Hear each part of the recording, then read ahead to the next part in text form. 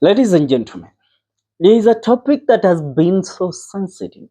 It has been discussed in low tones, and it forced the government spokesperson to come and address it. The issue of the public seal, which is supposed, according to the Constitution, to be under the custody of the AG, the Attorney General of the Republic of Kenya. But to our utter surprise, it was revealed to us that the public seal was moved from the office of the Attorney General to the office of the public service leader, that is Felix Koske, or to the office of the president, I mean. Now, allow me to, to give you some insight in regard to what the public seal is. And I want to listen to this very careful before I give you the message and the sentiments made by the former Chief Justice and the presidential candidate of the 2027 general election, CJ David Maraga. I want you to listen to this statement. What is the public seal? It is used to enter into agreements signed for or on behalf of Kenya as a country. In layman's language, signature ya Kenya. Do you recall when in an interview former AG, Justin Muturi indicated that he had declined to authenticate documents without properly scrutinizing them? Remember when he talked about the Dubai deal, which was supposed to be a 1 million, I think 1 million or 1 billion USD. In the wrong hands and subject to misuse, the public seal would take loans on behalf of the Kenyan people, sell or lease or transfer assets, enter into unfair trade agreements on behalf of Kenya. It is implied in all interviews, if you have paid close attention, that there was a fallout about the AG then, Justin Muturi, being the custodian of the public seal. Now, make an informed interpretation. The fallout between Justin Muturi and President William Ruto was not on matters competency, as they said. It was all about matters something bigger. And something bigger was the president undermining the office of the Attorney General, who is the principal legal advisor to the president. Are we together? And that reached a point that Muturi couldn't take it anymore. So he told Ruto, you know what? Screw you. I will tell the truth. I will leave you. You can go ahead and fire. Because the office of the Attorney General signs, it puts the stamp on the official deals that the government has negotiated when the government wants to take loans and all that. But now Muturi alikuwa amefanya Ruto has to undergo certain procedures before he gets the seal, and Ruto wasn't taking that. So he decided to fire him, bring in a new Attorney General, and the new Attorney General is a flower girl. Oduor, she's a flower girl. Sings praises of the government day in, day out. She doesn't understand what it takes to be an Attorney General or the legal advisor to the president. And that's why the president is hiring or looking for new advisors day in, day out. We together. Now let's get forward to the statement given by one CJ Maraga on matter public seal. It is one for the books. Former Chief Justice Maraga has come out to join the debate on the whereabouts of the public seal. Last week, reports emerged that the public seal had been moved from the office of the Attorney General and taken to the office of the Head of Public Service, Felix Koske. This caused a stir as governors and experts opposed the move, saying it would lead to many problems in the country. Now, constitutionally, the seal is supposed to be in the office of the Attorney General, but Ruto's administration has changed that. They have bended the Constitution to befit their own selfish desires.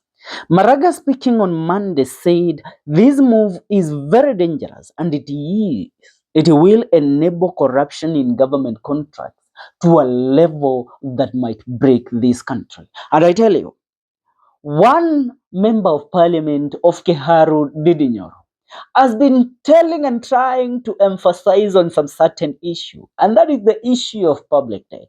How do we pay our public debt?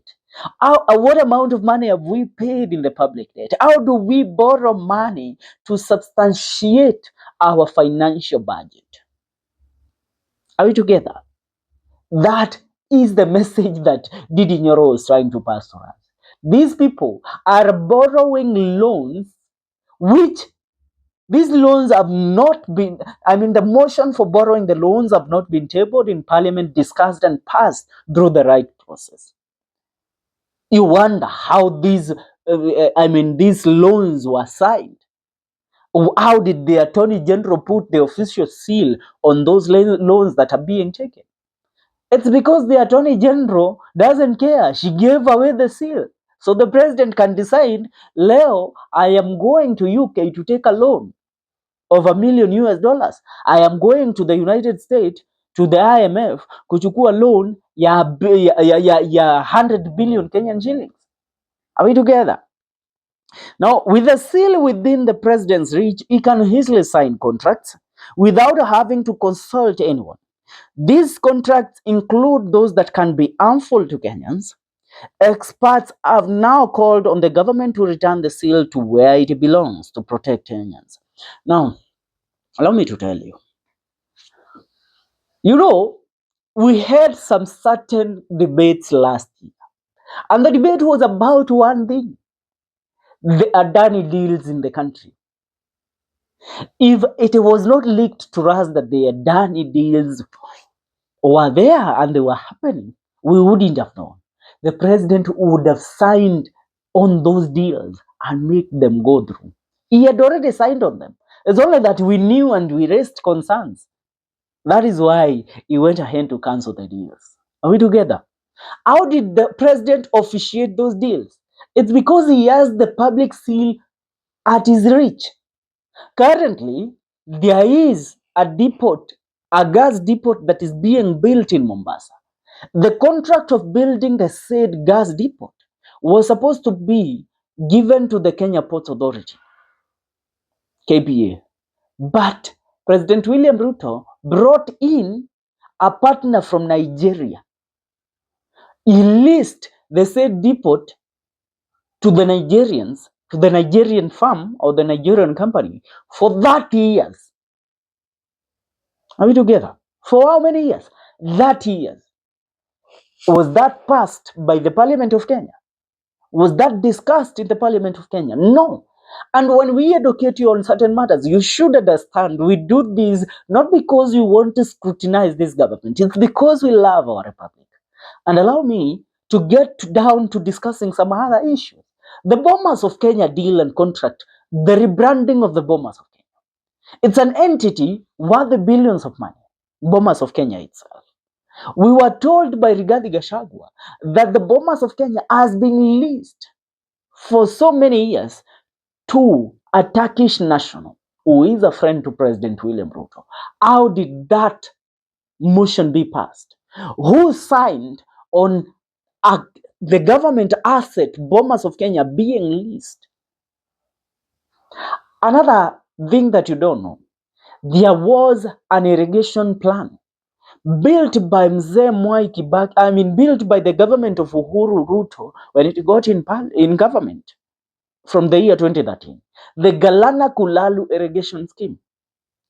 Do you know that President William Ruto has leased an amount of 200,000 hectares of the Galana Kulalu to a Saudi firm, to a Saudi Arabian company for 30 years, for billions of money? My question is, did that motion go through parliament? Did it see the light of the day? Was it negotiated? Was the public involved in making the decision of the leasing of Galana Kulalu? No. Why? Because the president has the public seal. He signs on those deals behind the doors of the State House and passes them. What will you say? Utaambia raisi nini? Wewe utamwambia kama nani? That is how the president runs the show. What else? That's what's happening. This is the Kenyan Daily Report. CJ Maraga, the former Chief Justice of the Republic of Kenya and the highest ranked legal mind that we had in this country, Chief Justice David Maraga, tells us this, that the Republic of Kenya will be sunk down to the pits of hell if the public seal remains under the custody of the head of public service, Felix Koskei, who is wrapped around President William Ruto's little finger. If we don't get a competent Attorney General, this country will be fed to the dogs as we look at it. It is what is happening. Let me tell you, if we did not have Justin Muturi as the Chief Justice of as the Attorney General of the Republic of Kenya in 2024 during the Gen Z demonstration, the deployment of the KDF and the military in the streets of Nairobi and other parts of the country, there would have been declared a curfew and an order to shoot to kill to anybody that tries to demonstrate against the government. Because that man was competent. He knew what they wanted to seek the country into, and he rejected that. And that's where the fallout came in. When Ruto dismantled his cabinet, the time that he was reforming the cabinet, he did not install Muturi as the AG no more. He refused. And when he tried to give that post of the Attorney General to Rebecca Miano, the current Cabinet Secretary of Tourism, she turned it down and said that let Ruto give her another docket. She doesn't want to be the Attorney General of the Republic of Kenya. Why? Because she knew the fallout that had happened between Ruto and Muturi over the public seal. You should understand, everything that is happening in this country is leading us to hell. And it's about time the government takes what? Takes the right moves in putting the interest of the people first, not the interest of the president. The interest of President William Ruto doesn't fit my interest. Mimi ni Mkenya wa kawaida.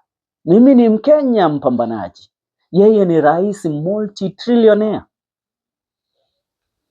Wadau, tunakamilisha hapo na kukumbusha hii ni The Kenyan Daily Report. Nataka kusikia maoni yako haswa kulingana na issue ya public sale. Ni hayo kwa sasa. Tuungane katika video zetu zijazo mtazamaji.